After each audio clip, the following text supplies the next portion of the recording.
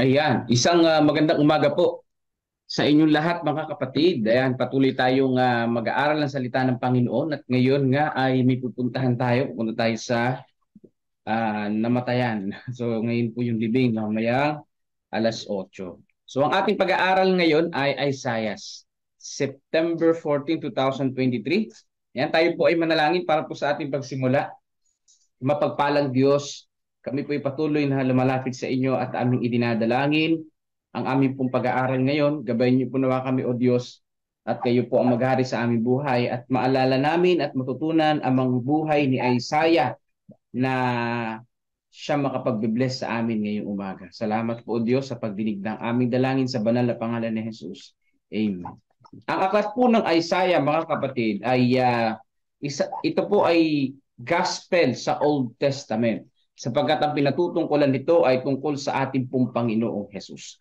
So ang ating pinakakitext ay Isaiah chapter 6 verses 9 to 10. Ang sabi po dito, at sinabi niya, ikaw ay humayo at sabihin mo sa bayang ito, patuloy kayong makinig, ngunit wag ninyong unawain. Patuloy ninyong tingnan, ngunit wag ninyong alamin. Patabiin mo ang puso ng bayang ito at iyong pabigatin ang kanilang mga pandinig at iyong ipikit ang kanilang mga mata. Baka sila'y makakita ng kanilang mga mata at makarinig ng kanilang mga tainga at makaunawa ng kanilang puso at magbalik loob at magsigaling.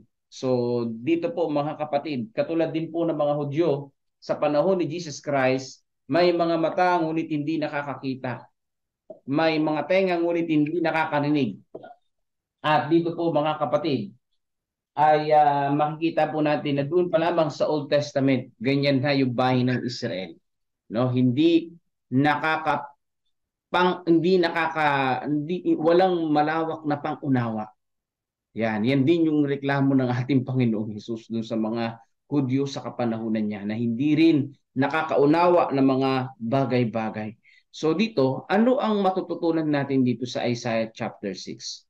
No, dito po sa Isaiah chapter 6, verse 8 din. Dito rin po ay mababasa natin yung pagtatalaga ni Isaiah na nagtanong ang ating Panginoong Diyos, sino ang aking susuguin? Sino ang hahayo para sa amin? So ano ang sagot na Isaiah? Here I am, Lord, send me. Yan ang sabi ni Isaiah, mga kapatid. Here I am, Lord, send me. Kaya dito po, mga kapatid ko, ay makikita natin na si Isaiah ay sinugo sa bayang matigas ang ulo, sa bayang hindi nakakapakinig, sa bayang hindi nakakapang-unawa. Kaya sabi sa verse 11, mga kapatid, na magkagayo sinabi ko, Panginoon, hanggang kailan? At siya sumagot, hanggang sa ang mga bayan ay mga iba na walang tumahan, at ang mga bahay ay mga walan ng tao, ang lupain ay maging lubos na giba. At ilayo ng Panginoon ng mga tao at ang mga nilimot na dako ay magsidami sa gitna ng lupain. At kung magkaroon ng ikasampung bahagi roon, mapupugnaw uli gaya ng isang roble at gaya ng isang insena na ang puno ay naiiwan pagka pinutol-putol, gayon ang banal na lahi ay siyang puno niyaon. So dito po mga kapatid, ang bayan ng Israel, sabi ng Panginoon, sabi ni Isaiah, hanggang kailan Panginoon sila'y pangangaralan? O hanggang sa mawala yung mga tao na yan. Hanggang sa mga matay ang lahat ng mga yan. Mangangaral pa rin. O sila hihikayatin pa rin magbago. Kasi dito talagang sabi ng Panginoon, walang pandinig, may tenga pero hindi nakakarinig, walang pangunawa. Pero sabi ni Isaiah, hanggang kailan Panginoon natin sila susuyuin? Kasi sabi ni Isaiah, here I am, Lord, send me. O hanggang kailan sila susuyuin ay makamakasalanan ito mga tao na ito? Sabi ng Panginoon, hanggang sa mga mawalan ng tao sa tahanan. Grabe, no? Ang ating Panginoon na walang balak sumuko. Hanggang sa mamatay tayo, hindi susuko ang Panginoong Diyos. Hanggang nakaririnig ang mga tao, hindi susuko ang Panginoon na tayo ay pangaralan at ang mga tao ay mahasikan ng salita ng Panginoong Diyos. Ganyan ang pinahayag ng ating Panginoon diyan pa lang sa aklat ng Isaiah. Kaya pagdating sa New Testament, ang sabi ng Panginoong Diyos, hanggang sa dulo ng sanlibutan, hanggang sa dulo ng walang hanggan, sasamahan ko kayo sa pangangaral. Pero syempre, yung dulo nun ay yung pagdating ng ating Panginoon. Na ano pat wala na nga magtititirang bahay. Ano pat wala na nga mga taong pangangaralan dahil patay na lahat. At yung ang mga banal ay nandoon sa langit na buhay. Yan.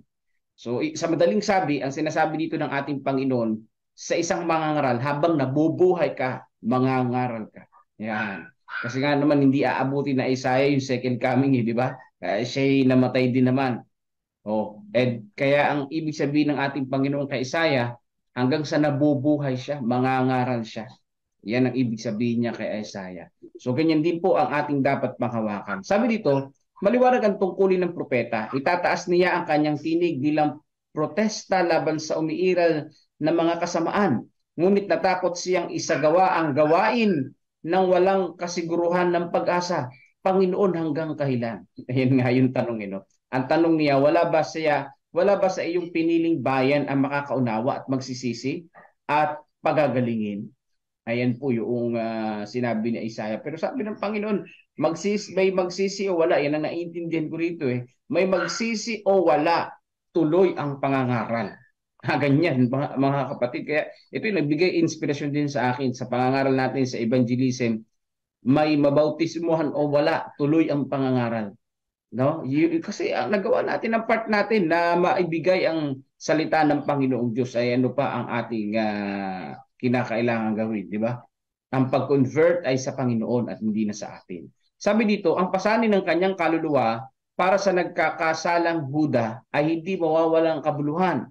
Ang kanyang misyon ay hindi mawawalan ng bunga sa kabuuan. Gayunman hindi maalis sa kanyang panahon ng mga kasamaang patuloy na dumarami sa maraming henerasyon. So dito po mga kapatid, isinisigurado sa atin ng ating pong Panginoong Diyos na yung pangangaral natin, yung pagmimisyon natin, hindi mawawalan ng saysay. Yan ay magkakaroon ng bunga at ng bunga. Kaya lamang, asahan po natin mga kapatid, na ang ating sanlibutan ay hindi po paganda ng paganda, kundi papangit ng papangit. Asahan natin na sa ating sanlibutan, ang ating mundo ay hindi po laging sagana ng sagana. Nandiyan ang suffering, nandiyan ang maraming mga problema, lalo na kapag ikay nangangaral, maraming pa ring hadlang. Pero ang pinaka-the best doon sa ating pagtatapat sa ating Panginoon, ang Diyos ay nariyan para sa atin. Ang Diyos ay kasama po natin. Sabi pa dito, sa buong buhay niya ay kailangan niya maging matiyaga at matapang na guro. Isang propeta ng pag-asa, gayon din ng parusa. Ang layunin ng Diyos na maisa sa katuparan sa huli, ang buong bunga ng mga pagsisikap niya at ang paggawa ng lahat ng mga tapat na mensahero ng Diyos ay mahahayag. So ibig sabihin, kilala ng Panginoong Diyos ang ating pagpapagal, ang pangangaral, katulad ng pangangaral dito na Isaiah. At dito ipapapansin ko po sa inyo, katulad sa John 3:16, itong propeta na ito, si Isaiah, sa pangangaral niya, mayroong pag-asa at mayroong parusa. Di ba doon sa John 3:16, may pag-asa at mayroon din parusa? Ano yung pag-asa doon? Ang manampalataya ay magkakaroon ng buhay na walang hanggan. Pag-asa yun. Ngunit ang hindi sasampalataya ay mapapahamak. Diba? Yung mapapahamak noon, yung Greek word noon ay dagat-dagatang apoy. Yun ang ibig sabihin noon. Yung mapapahamak noon, kamatayang walang hanggan yun. Kabaliktaran yun ng buhay na walang hanggan. Kaya po kapag tayo ay mangangaral, may dala-dala tayong pag-asa at may dala-dala tayong bad news. Ganyan yan mga kapatid. May pag-asa, may parusa. May good news, may bad news. Yan po ang naturalesa dyan. Pero ang pinakamaganda dito, yung nangangaral ng good news ay puro good news ang sa kanya. O aliyaan nyo na yung nakikinig na hindi nakakaunawa. Wala ka talaga doon makukuha. Basta ang gagawin natin, huwag tayong madi-discourage, huwag tayong madi-disappoint. Tuloy-tuloy lang sa pangangaral. Hindi tayo pababayaan ng Panginoon. Tuloy-tuloy lang, gagabayan tayo ng ating tagapagligtas. At ang Panginoon mismo ang magbibigay sa atin ng karunungan na nagmumula sa Kanya. Sabi dito, ang nalabi ay maliligtas upang mahayag ito. Ang mensahe ng babala at panawagan ay kailangan dalhin sa mga mapagrebelde, ipinahayag ng Panginoon. Yan. Sabi pa dito, sa pagpapahayag ng ating Panginoon sa 11 verse 2 na binasa natin, sabi dito, hanggang sa ang bahay ay mawalan ng tao. Ayan. At ilayo ng Panginoon ng mga tao. Yan yung binasa natin kanina, 11 verse 12. Ibig sabihin, mga kapatid, ang pangangaral, mga kapatid ko, ay dire-diretso. Ipapangaral sa maraming mga tao hanggang sa mawalan na ng tao sa bahay. Grabe, no? Ibig sabihin ng Panginoong Diyos, walang balak na umurong, walang balak na tumigil sa pangangaral. Kaya po kung nagbabalak tayong humayo, humayo na tayo sapagkat yan ang nais ng ating Panginoong Diyos. Yan yung trabaho ng ating Panginoong Diyos, na ang mga tao ay mahikayat na humingi ng tawad, magsisi. Mga kapatid, no? Ang mabigat na mga hatol na babagsak sa mga hindi nagsisisi, digmaan, pagpapatapon, paggigipit, ang pagkawala ng kapangyarihan at karangalan sa gitna ng mga bansa, ang lahat ng mga ito ay darating upang yaong makakita sa mga ito ang kamay ng nasaktang Diyos ay maakay sa pagsisisi. So dito po, mga kapatid, papansinin ko po sa inyo, no, na magkakaroon ng digmaan, magkakaroon ng paggigipit. Ibig sabihin, ang tao ay makakaranas ng kahirapan. Pinahintulutan ng ating Panginoon na ang kalikasan ay magwasak sa mga tao. Yun ang sa madaling sabi niyan, mga kapatid ko. Pinahintulutan ng Panginoon na magkaroon ng mga digmaan bilang palatandaan na siya'y darating. At upang ang mga taong bulag sa katotohanan, upang ang mga taong may mata ngunit hindi nakakakita sa kabutihan ng Panginoon ay magising at makita ang kamay ng ating Panginoon at magsisi ang mga tao. Di ba ganoon naman? Kapag kasi ang buhay ng tao ay sagana katulad sa bayan ng Israel, nakalilimot sa Panginoong Diyos. Di ba? Nasa Biblia yun eh. Pero kung ang tao ay makakaranas ng mga pagsubok at kahirapan, diyan na ang mga tao ay nagsisimulang magising at mag-isip-isip na meron pa kayang hahawakan, meron pa ang ating Panginoong Diyos. Kaya pinahintulot yan ng Panginoon para ang mga tao ay makapagsisi, mapukaw ang kanilang mga isipan. Dahil ang mga tao paulit-ulit na lang yung buhay eh. Bahay, trabaho, kayamanan, karangyaan, kasikatan ang nasa isip at ang nasa isip ng sarili at hindi na ang ating Panginoong Diyos. Pero kung dumating ang pagkahirapan, dumating ang pagkakasakit, may pagkakataon na ang tao ay tumawag sa Panginoong Diyos at yan ang gusto ng ating tagapagligtas. Pero hindi niya kalooban na tayo ay mamamatay. No? Pinahintulutan niya na maghirap ang tao upang ang mga tao ay maakay sa pagsisisi. Yan ang punto dyan, mga kapatid. Kaya kung dumanas man tayo ng mga paghihirap, mga trials sa buhay, mga problema, pasalamatan natin ang Panginoong Diyos, pinahintulot niya na mangyari para hindi tayo maligaw ng landas. Dahil kung walang problema ang buhay at panatag at lahat ng mga nagugustuhan mo, afford mo, lahat ng nais mo, nagagawa mo, wala kang iniindang suffering, wala kang sakit, wala kang ganito, yan yung time na malayong-malayo ka sa Panginoon at hindi nakakalimot tayo sa Diyos. Natural yan at nasa Biblia yan at yan din yung buhay ng mga tao noong unang panahon. Nakalilimot talaga sa Panginoon kapag kasagana. Kaya ipagpasalamat natin sa Panginoon, pinahintulutan yung ating maliit na problema, maliit na suffering sa mga panahon na ito para maakay tayo patuloy sa pagsisisi at pananampalataya sa ating pong Panginoong Diyos. Sabi dito, ang 10 tribo ng mga kaharian sa Hilaga ay malapit nang maipangalat sa mga bansa at ang kanilang mga syudad ay maiiwang disyerto. Ang mapangwasak na mga sundalo ng mga kaaway na bansa ay wawasakin paulit-ulit ang kanilang lupain. So yan din ang implication ng Isaiah. Na yun nga, sa yung bayan ng Israel, no, ay winasak ng mga bansa. Isa na doon ang Babylonia na sa pangunguna ni Haring Nebuchadnezzar. At yun din ang Roman Empire ay nawasak din ang bahay ng Israel, ang Jerusalem. So hanggang kailan mga ngaral? Hanggang mawala ang bahay ng mga yan. So implication din sa atin, ako iniisip ko rin, hindi lamang sa gera kundi sa pagdating ng ating Panginoon hanggang sa dulo ng walang hanggan. Hanggang sa dulo ng walang hanggan ng buhay ng mga tao, hanggang sa mawalan ng hininga ang mga tao, mangangaral at mangangaral pa rin sa Isaiah. Pero implication personally sa kanya, hanggang sa mamatay siya, mangangaral siya. So ganyan po mga kapatid. Dahil ang kaaway hindi rin naman tumitigil, ang kasamaan na hindi rin naman natutulog. So ang pangangaral din natin hindi dapat natutulog. Tuloy-tuloy ang pangangaral. Kaya nga sinisimulan natin na maging project, no? Yung pong once a week Bible study na ma-adapt ito ng mga churches natin. No? Ang first time na may midweek na Bible study diyan sa Kamiing, sa care group diyan po sa Cavite, Gimba at doon po sa Mikab. Wag lang uulan at walang appointment. Kapag mayroong appointment dapat may sasalo na magba-Bible study na elders o kaya kapatiran. So yan po mga kapatid, ano? Kailangan tuloy-tuloy yung ating pangangaral. Yan lang goal mga kapatid ko. Sabi dito, maging ang Jerusalem sa huli ay babagsak. Yan banggit natin. Ang Huda ay dadaling bihag, gayunman ang lupang pangako ay hindi mananatiling tinalikdan magpakailanman.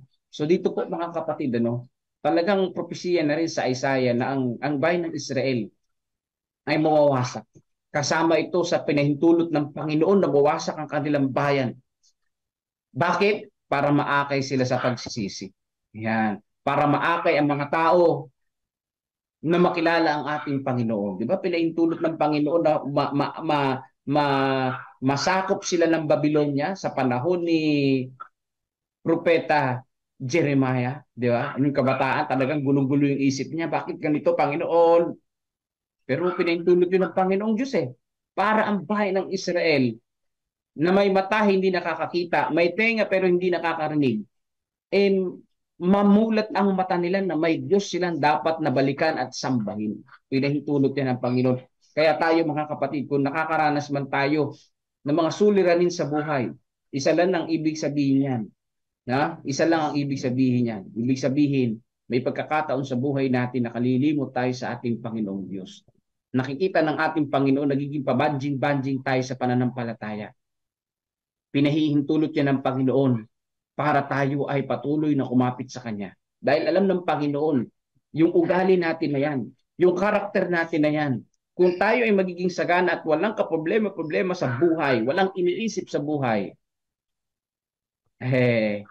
malilimutan ng Panginoon at mawawala sa pananampalataya. Kaya salamat na lang sa Panginoon, no? Pinahihintulot niya man ang mga problema, pero inaalalayan niya tayo. Pinahihintulutan niya ang maraming mga sakuna, pero inaalalayan pa rin tayo ng Panginoong Diyos. At ang gusto lang naman niya ay tayo ay magbalik loob sa ating tagapagligtas. Kaya po itong Isaiah chapter 9 verse 10, ito'y sinabi ng ating Panginoong Diyos kay Isaiah pagkatapos niyang magtalaga sa ating Panginoon na siya'y hahayo. Kaya sa umaga na ito, katulad ng Isaiah, kung tayo nagtatalagang hahayo sa paglilingkod sa ating Panginoon, ating isipin na sa paghayo sa paglilingkod sa Panginoon ay talagang maraming mga challenges, maraming mga problema, pero di dapat tayo sumuko dahil ang Panginoon na hindi sumusuko sa atin. Hindi niya susukuan ng mga tao. Kanya tayong mga lingkod at tayo gagabayan ng ating tagapagligtas. Salamat po sa inyong pong pakikinig mga kapatid at ngayong umaga ay tayo po ay patuloy na dadalangin sa ating Panginoon. Isama natin yung sa dalangin ang Galang family dyan po sa Santo Domingo na ililibing si Tatay, nakalimutan ko yung pangalan niya. Kasi si Tatay Galang dyan po sa Santo Domingo, ililibing ngayon, alas 8, so kailangan ay gumayak na kami. Sama natin sa panalangin mga kapatid na kanilang matanggap ang kamatayan ng kanilang ama at sila naman ay tumanggap sa ating Panginoon kasi mga anak ay hindi mga mananampalataya. Yung kanilang nanay lang din. Si Nanay Merilinda. So isama natin sila sa panalangin. So yun po mga kapatid, salamat po sa inyong pagsubaybay. Babanggitin ni Brother Melvin ang inyong mga panalangin, isasama sa panalangin. Pero bago Amang banal na makapangyarihan sa lahat. Papasalamat po kami sa umaga na ito na muli nyo kaming sinamahan at binigyan kami ng oras para makapakinig ng inyong lesson na kung saan kagaya ni Isaias kami ay nais din namin na magtiwala at maglingkod po sa inyo. At gaya ng bayang Israel ay pinahintulot po ninyo na mawasak at masakop ng Babylonia dahil sa inyong pag-ibig sa kanila para sila ay magsisi. Dalangin po namin na palagi din ay maunawaan ano man ang dumarating na mabibigat na pagsubok sa aming buhay, inyong pahintulot upang kami patuloy na lumapit sa inyo, patuloy na magtiwala at lumapit at dumikit sa inyo na hindi humihiwalay. Salamat po sa inyong pag-ibig at ang inyong karunungan ay walang hanggan. Kami ay nabibless sa bawat araw naming pakikinig.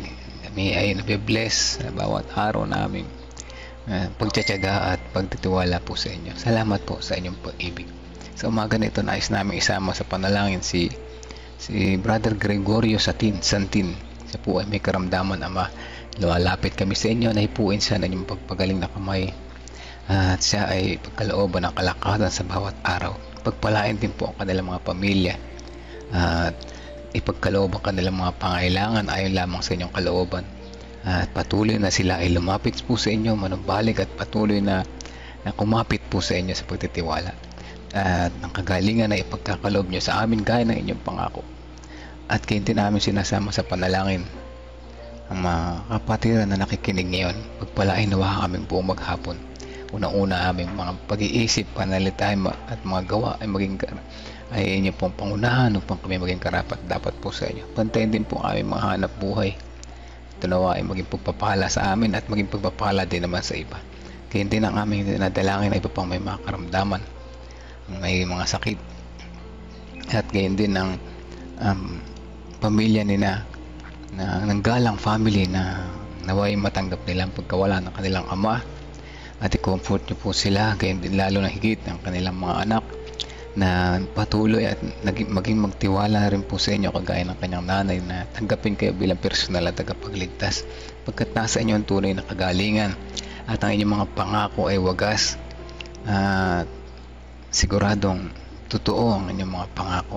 Ganyan din ang mga may karamdaman ay nais namin isama sa panalangin sina Ate Gigi Concepcion, si Henry Arenas, ganyan din si Brother Gregorio Santin, at kasama na rin sina Sister Shirley Jacinto, Tatay Pintong, si Kuya Mike Pablo, at ganyan din yung pamangkin ni Sister Nimpa sa Canada. Ganyan din si family ni Sister Rose Chris Encarnado, may mga sakit, at ganyan din si Ating Sibilia Irelia Borbon, kasama na rin si Brother Renato Santos, Romnick Francisco, Olivia Francisco, Rebecca Francisco, Jennifer Pascua.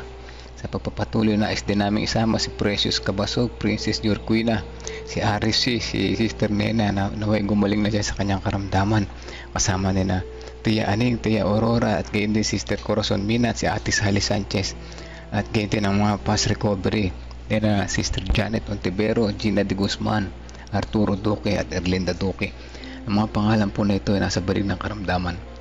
Nawa ay aming patuloy na maranasan ng araw-araw na inyong mga pangako, patuloy na kalakasan sa bawat sandali, at ang aming pagtitiwala ay lubos po na nasa inyo. Ang aming pamilya ay inyo rin pong gabayan sa aming araw-araw na pagsubok sa mabigat na buhay na ito, at alam namin na sa pamagitan po ninyo ito ay magiging magaan. Pagpapatuloy na namin isama sa panalangin mga kapatid na nagkulang ng tiwala po sa inyo, yung mga natangay ng pagsubok sa buhay, nawa po sila ay makasama namin muli sa pagtatapat, pagtitiwala sa inyo, paghahanda sa nalalapit ninyong pagdating. Ang lahat po nito ay aming inihiling kasama ng paghingi ng kapatawaran sa aming mga kasalanan sa pangalan ni Jesus naming tagapagligtas. Amen and amen.